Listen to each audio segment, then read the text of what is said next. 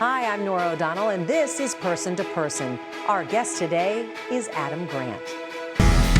Now, in my research, I discovered there are two different kinds of doubt. There's self-doubt and idea doubt. Adam Grant is a best-selling author and a leading expert of organizational psychology, the study of how we can be our best selves in our careers. Adam Grant. At age 28, Grant became the youngest tenured professor at the Wharton School at the University of Pennsylvania. Growing up in Michigan, his parents, a lawyer and a teacher, taught him to never quit. Well, that tenacity even led him to becoming a junior Olympic diver. Grant attended Harvard and got his PhD from the University of Michigan in just 3 years. He's written 7 books, and his latest, called Hidden Potential, focuses on the ability to grow by focusing not on what talents you are born with, but what character you can cultivate. To start the new year, we wanted to learn more about unlocking potential, so we sat down with Adam Grant for an intimate, person-to-person conversation.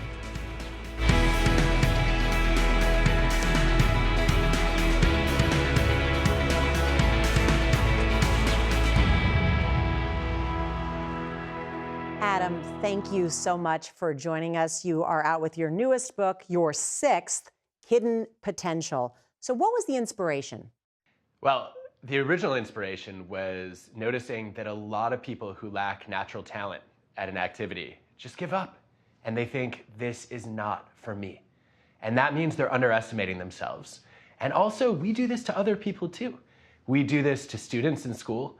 We say, if you're not a prodigy, you're not going to be a genius. We do it to athletes in sports. If you're not a natural, you probably should just walk away. And I think that is a huge mistake, because we end up counting out a tremendous number of underdogs and late bloomers. And I wanted to try to look at, what does it take to recognize and realize hidden potential in ourselves and in others too. At the beginning of the new year, we always look at New Year's resolutions. So how does someone unlock their hidden potential? Well, I think the mistake that a lot of people make is they feel like imposters. They walk around thinking, you know what, other people may believe I'm capable of certain things, but I know this is not for me. What they don't realize is that imposter syndrome, feeling like other people are overestimating you, is actually a sign of hidden potential. It means that other people have recognized a capacity for growth in you that you are not aware of yet. And so I would start by saying, if other people believe in you, it's probably time to believe them. I found that incredibly empowering, and I think a lot of other people will be. And you really talk about great examples in the book that I think people can relate to. One of the most stunning things, I think, was reading about Steph Curry. I mean, Steph Curry is probably one of the greatest basketball players of all time. And as you point out, the son of an NBA player. He didn't receive a single scholarship offer in high school, and yet now a record setter. How is that possible? What were the steps that he took? Well, I think there's a lot we can learn from examples like Steph Curry, but I really wanted to start with the evidence and ask, what does the science tell us about how to develop a skill that you seem to lack naturally? And one of the things I learned from the research is that people who recognize hidden potential, who exceed expectations, consistently seek out and embrace discomfort. They're willing to put themselves in situations where they're going to fail, where they're going to look stupid, where they're going to embarrass themselves, in the spirit and service of growth. And you can see this in Steph Curry. There's an amazing example in high school where he's just getting shot after shot blocked. And his dad sits him down one day and says, look, if you want to elevate your game, you've got to stop releasing the ball from your hip, where all these defenders who are taller than you can block it. You need to get a high release shot that comes from shoulder height or above. So what does Steph Curry do? He starts doing that, and his shot falls apart. But Steph Curry is so determined to get better that he spends months shooting poorly in order to get as accurate with the high release as he was with the low release. And that ultimately changes his game and elevates him into a college caliber player, and he just keeps growing from there. And I think, Nora, the lesson from that is that discomfort is not only a sign that you're pushing yourself and stretching beyond your strengths, it's also a catalyst for growth. Adam, I really liked your chapter called Creatures of Discomfort, where you talk about polyglots. And you write, they get comfortable by being uncomfortable. And the best way to accelerate growth is to embrace, seek, and amplify discomfort. I mean, their superpower is they can speak multiple languages, and it has nothing to do with their natural abilities. Really? I was stunned by it too, honestly, Nora, because I thought you need a language gene in order to become one of those people who can think and talk in 6 or 7 languages fluently. And then I met Sarah Maria Hasboon and Benny Lewis, neither of whom could learn a foreign language successfully in school, despite trying repeatedly, and now have gone on to speak between them more than a dozen languages proficiently. And I was really curious about what did they do, as adults to master a skill that they couldn't pick up as kids when the critical period was supposedly open. And one of the things they did was they both decided to make themselves uncomfortable. Benny's an extreme example of this. When he wants to learn a new language, he will go to a foreign country and start just speaking from day one. And he doesn't understand a word of it, but he will memorize a phrase just introducing himself. And what happens then is people start to talk to him. And he picks up the language through using it. And a lot of people believe they've got to master the language before they start speaking it. Well, the opposite is true. If you're willing to embrace and accept that discomfort of using words you're not quite familiar with, that's when you actually start to internalize it and practice it. And Benny takes this to an extreme. His goal is to make 200 mistakes a day. And the reason he's trying to make 200 mistakes a day is he knows that if he makes a couple hundred errors, he's actually forcing himself to talk in a language that he hasn't yet acquired, and that's how he acquires it. So I think a lot of people will say, if you don't use it, you lose it. And I would add that if you don't use it, you might never acquire it in the first place. Our society puts a lot of weight on success, winning, leaders. But you write about in the book that success should be measured in the distance traveled. How do you measure that? What's the goal? Well, I think the goal is growth. And I think growth is an achievement in and of itself. I think so many people say, I haven't reached the peak that I was shooting for, or other people have outperformed me, and therefore I'm a failure. I'm disappointed in myself. I'm letting other people down. The reality is that the ultimate mark of your character and your potential is how far you've climbed, not how high you've gone. And what that means is we need to spend a lot more time rewinding and considering, where did I start? If me 5 years ago knew what I would accomplish now, how exciting would that have been? How proud would I have been? And I think getting in touch with your past self that way is a great way to appreciate and savor some of your current achievements. And that makes it easier then to continue staying motivated for future growth. I thought this could be very helpful to people because you talk about in the book this perfectionism spiral.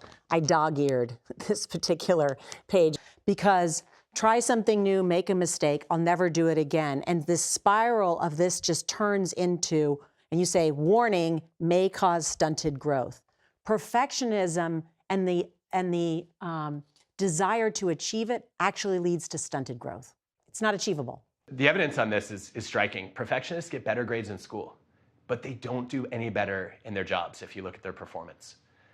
And I think one of the reasons for that is in school, as a perfectionist, you can figure out exactly what's going to be on the exam. And you can pour all of your energy into memorizing everything you need to know. But in life, nobody tells you what's on the test. There may not even be a test. So perfectionists end up trying to ace the things they can control. And maybe they memorize the right answers, but they're asking the wrong questions. They're also more vulnerable to burnout than the rest of us because they're constantly beating themselves up for the little things that they got wrong. And they do end up narrowing their skill sets over time because they want to avoid failure at all costs. And that means if they think they might not excel at something, if they can't ace it, why should they bother trying? All right, when we come back, more ways to unlock your hidden potential with Adam Grant.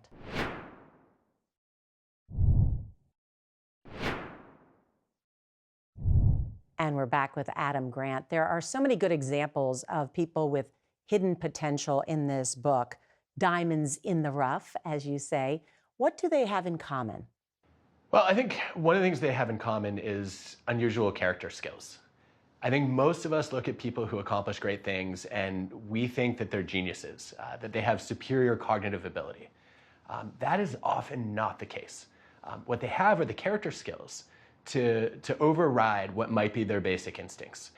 And I think over and over again, what we see in the data is that character skills can beat cognitive skills. They can allow people to transcend what might be their natural talents. And I think that this is especially important now, because we've talked for centuries actually about how cognitive skills are what elevate us above animals, our ability to think and reason and learn. And I think, Norah, that's the other thing I would say is when we look at character skills, it's not just about having clear values. It's about maintaining those principles when the odds are stacked against you. So if personality is how you show up on a typical day, character is how you show up on a hard day. I underlined and highlighted that line in the book. I thought that was incredibly empowering for people. You also write about the Golden 13, the first officer training course for Black men in the U.S. Navy. They faced enormous discrimination, and yet they achieved success and were history-making. Yeah, I think they graduated from officer training school with the highest grade point average in Navy history. And they did it in the face of all kinds of obstacles, not only discrimination, but also a shortened training period and a series of instructors who weren't necessarily prepared to teach them. So what did they do? I think a lot of people would say, you know what, I'm being doubted, I'm being underestimated, that this is really not going to work out. But they came together as a group and they said, let's use these low expectations as fuel. So the Golden 13 are on their own. They get together and they say, okay, let's each volunteer for something to teach to the rest of the group. And what they discover is they remember it better after they have to retrieve it from their knowledge over and over again to explain it. And also they understand it better through the process of explaining it. So Norah, I actually think this is something we could all apply. When you want to learn a new skill, you don't have to go to the person who's the expert or who's the master. What you can do is gather a group of people who also want to learn that skill and start teaching each other, and you will see your knowledge grow as you share it. Yeah, I loved that example. I think many people have heard about, people that are sponges in life, right? They tend to suck up everything and they can be experts or knowledgeable in many fields. One person you write about is our friend Mellody Hobson, who is a great example of being a sponge. She is now chairwoman of the board of Starbucks, but she didn't learn to read until second grade. What is it about Mellody and her approach to learning new information, do you think, that has made her successful? Well, Mellody had some amazing mentors. I think of John Rogers and Bill Bradley, for example. But John and Bill mentored a lot of people. What was different about Mellody was she actively sought them out and created opportunities to learn from them that might not have even crossed their mind. So John Rogers, for example, he'd go to McDonald's on Saturday mornings for breakfast, and Mellody followed him there. So she could sit with him and just watch him read the Wall Street Journal. And in the process of doing that, picked up all kinds of knowledge about Wall Street that just before then was really outside of her grasp. And I think that proactivity is something that you see throughout Mellody's career, that she's not just waiting for other people to teach her, she's going out of her way to seek out and absorb that knowledge, and then she's passing it along to others, which of course only reinforces it. Mm-hmm. You also talk about in the book, don't ask for feedback, ask for advice. This is one of my favorite lessons from recent research, and it's also one that I've gotten to live personally. When I first started teaching, I was afraid of public speaking, and I knew I had to get better. So I volunteered to give guest lectures for my friends' classes, and then I gave out feedback forms afterward. And the feedback was massively unhelpful. But in asking for feedback, what I now know is I was encouraging my audience to focus on the past, which meant that I had cheerleaders and critics. The cheerleaders were applauding my best self. The critics were attacking my worst self. And I didn't know what to do with any of that information. What I needed to do instead was to ask for advice, which was to say, what's the one thing I can do better next time? And what the research shows is that when you ask people for advice, instead of looking backward, they shift their attention forward. And they give you much more detailed and specific suggestions for what you can change. And that's how we really get other people to become our coaches. And that's what we want. I think everybody needs coaches around them. And I think a great coach is somebody who sees your hidden potential and then helps you become a better version of yourself. All right, when we come back, Adam Grant tells us more about his own story of persistence and what he learned from it, plus what he means about scaffolding and playing Tetris. That's next.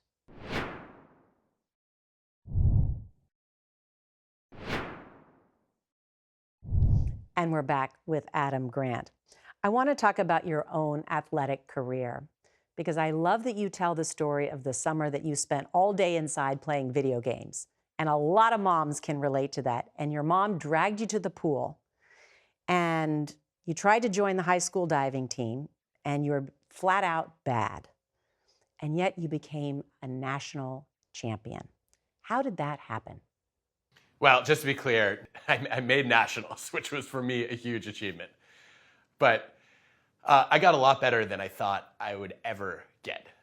I was really lucky to have a coach, Eric Best, who helped me overcome one of the really the most vicious effects of being a perfectionist, which is I would walk down the board, do my approach, and jump to the end, and then I would stop, which is called a balk.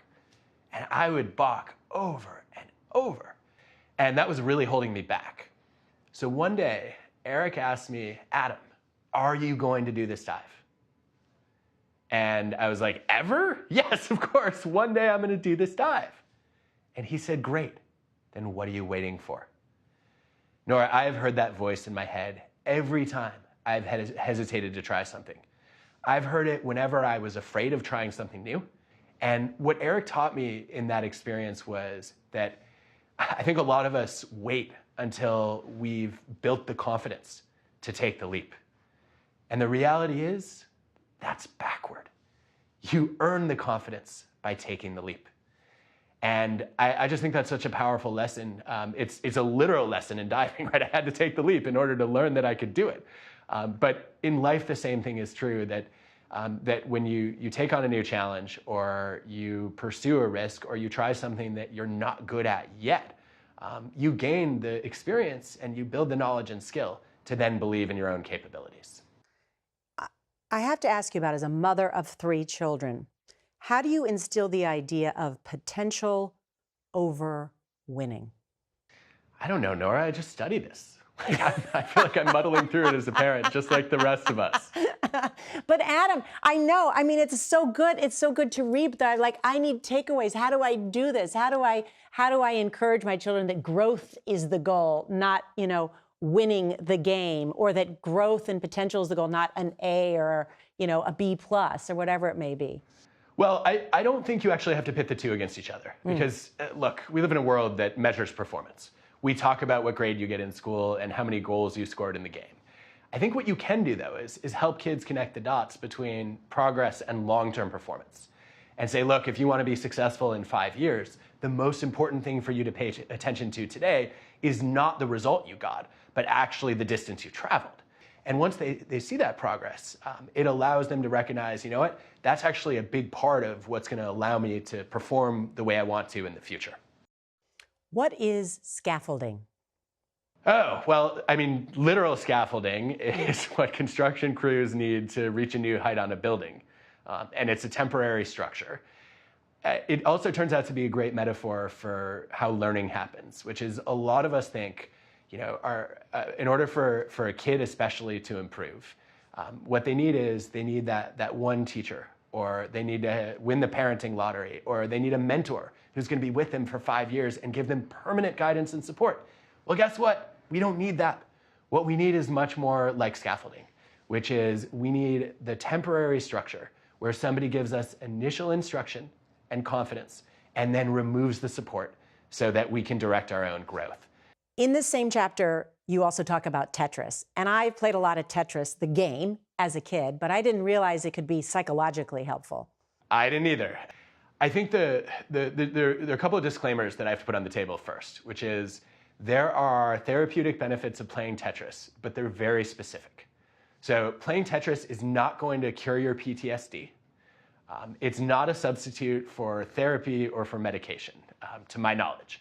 But there are multiple carefully done randomized controlled experiments showing that if you see an upsetting image, like you're watching the news and you see something you wish you hadn't seen, that if you were randomly assigned to play Tetris in the 24 hours afterward, that you are significantly less likely to have intrusive thoughts in the next week. Why is that? Yeah, this is so surprising. It's not true for other games, a lot of other games. It's not true for just taking a break or relaxing. It seems to be that playing Tetris actually disrupts the formation of the visual image in your memory. So it blocks you from crystallizing the scene that you don't want to see.